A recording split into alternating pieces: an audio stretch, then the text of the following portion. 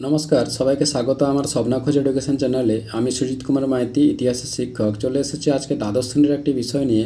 আজকের বিষয় পঞ্চম অধ্যায়ের কিছু এসএকিউ গুরুত্বপূর্ণ প্রশ্ন উত্তর পার্ট 2। ভিডিওটি ভালো লাগলে লাইক, কমেন্ট, শেয়ার ও সাবস্ক্রাইব করে রাখবেন। আর পাশের নোটিফিকেশান বোতামটি সক্রিয় করে পাশে থাকবেন, যাতে এই রকম নতুন নতুন ক্লাস ভিডিও সবার আগে আপনার কাছে পৌঁছতে পারে।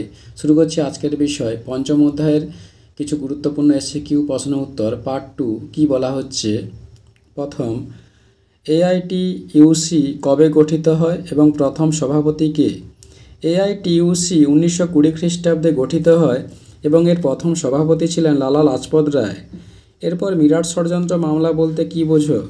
শ্রমিক আন্দোলনে সাম্যবাদের প্রভাব লক্ষ্য করে ব্রিটিশ সরকার 1929 খ্রিস্টাব্দের 20 মার্চ মুজাফফর আহমেদ, পিসি যোশী, ধরণী গোস্বামী এবং ব্রিটিশ কমিউনিস্ট নেতা বেঞ্জামিন বার্ডলি, ফিলিপ স্প্র্যাট প্রমুখ 33 জন শ্রমিক নেতাকে গ্রেপ্তার করলে শুরু হয় মিরাট ষড়যন্ত্র মামলা। 1933 খ্রিস্টাব্দে মামলার রায়ে অধিকাংশ বন্দী দোষী সাব্যস্ত হন এবং তাদের দীর্ঘমেয়াদী কারাদণ্ড হয়। উল্লেখ্য, এই মামলার রায়ের ফলে ভারতে কমিউনিস্ট পার্টি নিষিদ্ধ বলে ঘোষিত হয়। এরপর মিরাট ষড়যন্ত্র মামলায় কারা অভিযুক্ত ছিলেন? মিরাট ষড়যন্ত্র মামলায় 33 জন কমিউনিস্ট নেতা অভিযুক্ত ছিলেন। এরপর মিরাট ষড়যন্ত্র মামলায় কতজন শ্রমিক নেতা অভিযুক্ত হন? মিরাট ষড়যন্ত্র মামলায় 33 জন শ্রমিক নেতা অভিযুক্ত হন। এরপর মিরাট ষড়যন্ত্র মামলায় অভিযুক্ত দুজন শ্রমিক নেতার নাম। মিরাট ষড়যন্ত্র মামলায় অভিযুক্ত দুজন শ্রমিক নেতার নাম হল মুজাফফর আহমেদ এবং পিসি যোশী। এরপর মিরাট ষড়যন্ত্র মামলায় অভিযুক্ত দুজন বিদেশি অভিযুক্তের নাম লেখো। মিরাট ষড়যন্ত্র মামলায় অভিযুক্ত 33 জন কমিউনিস্ট নেতার মধ্যে 3 জন বিদেশি ব্রিটিশ নাগরিক ছিলেন। এরা হলেন Philip Spratt, Benjamin Francis Bradley এবং লেস্টার হাচিনসন। এরপর সিমলা সাক্ষাৎকারের প্রতিনিধি দলের নেতৃত্ব কে দেন?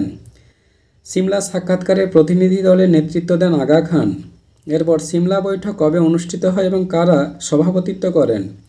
মুসলিম লীগের নেতা আগা খানের নেতৃত্বে 35 জন অভিজাত মুসলিম 1906 খ্রিস্টাব্দের 1 অক্টোবর মুসলিমদের স্বার্থ রক্ষার দাবিতে ভাইসরয় লর্ড মিন্টোর সঙ্গে বৈঠক করেন। এরপর সিমলা দ্বৈত কি? 1906 খ্রিস্টাব্দে 1 অক্টোবর আগা খানের নেতৃত্বে 35 জন মুসলিম প্রতিনিধির একটি দল আলিগড় কলেজের অধ্যক্ষ আর্চিবোল্ড রচিত এক স্মারকলিপি মারফত মুসলিম সমাজের জন্য কিছু সুযোগ সুবিধা আদায়ের দাবিতে সিমলাতে ভাইসরয় লর্ড মিন্টোর সঙ্গে সাক্ষাৎ করে একটি প্রতিবেদন পত্র দেন, যা সিমলা দৈত্য বা সিমলা ডেপুটেশন নামে খ্যাত। এরপর বঙ্গভঙ্গ কবে রদ হয়? বঙ্গভঙ্গ 1911 খ্রিস্টাব্দে রদ হয়। এরপর 1916 খ্রিস্টাব্দে লখনৌ কংগ্রেসের গুরুত্ব কী ছিল? 1916 খ্রিস্টাব্দে কংগ্রেসের লখনৌ অধিবেশনে চরমপন্থী ও নরমপন্থী কংগ্রেসিদের মধ্যে মেলবন্ধন ঘটে, ফলে জাতীয় আন্দোলনে কংগ্রেসের শক্তি বৃদ্ধি পায়। এরপর লখনৌ চুক্তি কবে কাদের মধ্যে সম্পাদিত হয়? 1916 খ্রিস্টাব্দে কংগ্রেস ও মুসলিম লীগের মধ্যে লখনৌ চুক্তি স্বাক্ষরিত হয়। এরপর খিলাফত আন্দোলনের দুজন প্রধান নেতার নাম কি? খিলাফত আন্দোলনের নেতাদের মধ্যে দুজন প্রধান নেতা হলেন মৌলানা মোহাম্মদ আলী এবং মৌলানা শওকত আলী। এরপর আলী ভ্রাতৃদ্বয় নামে কারা পরিচিত ছিলেন? খিলাফত আন্দোলনের দুই নেতা মৌলানা মোহাম্মদ আলী এবং মৌলানা শওকত আলী ভারতের ইতিহাসে আলী ভ্রাতৃদ্বয় নামে পরিচিত। এরপর চৌরি চৌরা ঘটনা কি? 1922 খ্রিস্টাব্দের 5 ফেব্রুয়ারি উত্তরপ্রদেশের গোরক্ষপুর জেলার চৌরি চৌরা নামক গ্রামে উত্তেজিত জনতা থানায় অগ্নিসংযোগ করে 22 জন পুলিশকে বন্দি করে হত্যা করে, যা চৌরি চৌরা ঘটনা নামে পরিচিত।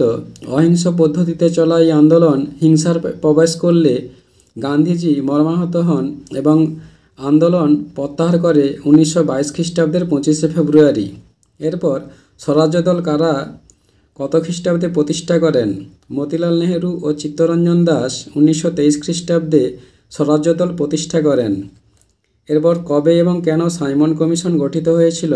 1927 খ্রিস্টাব্দে ভারতীয়দের স্বার্থে সাংবিধানিক সংস্কারের প্রয়োজনে সাইমন কমিশন গঠিত হয়েছিল। এরপর ভারতীয়রা সাইমন কমিশন বর্জন করেছিল কেন?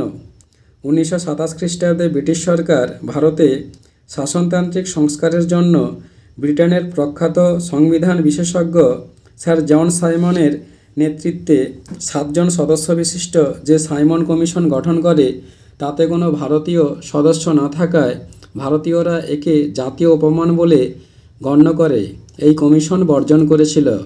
এরপর মোট কয়টি গোলটেবিল বৈঠক হয়? মোট 3টি গোলটেবিল বৈঠক হয়। এরপর কে, কবে এবং কেন 14 দফা দাবি পেশ করেন? 1929 খ্রিস্টাব্দের মার্চ মাসে দিল্লিতে মুসলিম লীগের সম্মেলনে মোহাম্মদ আলী জিন্নাহ সভাপতি হিসেবে ভারতে মুসলমানদের স্বার্থ রক্ষার জন্য 14 দফা দাবি পেশ করেন। এর মাধ্যমে তিনি কেন্দ্রীয় প্রাদেশিক আইনসভায় মুসলিমদের জন্য আসন সংরক্ষণ এবং পৃথক নির্বাচনের দাবি করেছিলেন।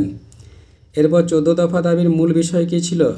14 দফা দাবির মূল বিষয়সমূহ ছিল আইনসভাগুলিতে মুসলিম প্রতিনিধি গ্রহণ এবং তাদের জন্য পৃথক নির্বাচনের দাবি।